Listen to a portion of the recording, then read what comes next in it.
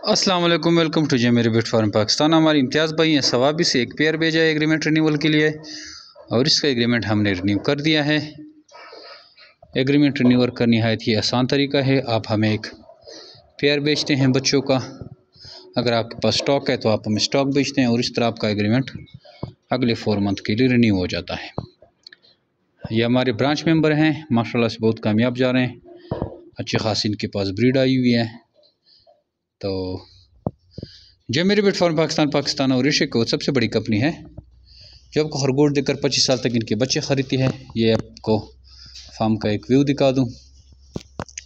1 और 2 तारीख को हमारी ख़रीदारी के दिन होते हैं और ख़रीदारी के लिए हम फिर ये एक शेड खाली करते हैं। अभी हमने सुबह खाली किया था आलमोस्ट, और कुछ तो ये लाइनें भर चुकी हैं, कुछ अभी भी जगह है और कल दोबारा खाली करेंगे ताकि आने वाले जो रैबिट हैं वो कल हम दोबारा फिर इधर रख सकें। तो हज़ारों की तादाद में लोग रैबिट लेके आते हैं और लाखों रुपए मुनाफा हासिल कर रहे हैं। आइए जी मेरे बिट फार्म पाकिस्तान का हिस्सा बने और आसान कारोबार का आगाज़ करें। Thank you.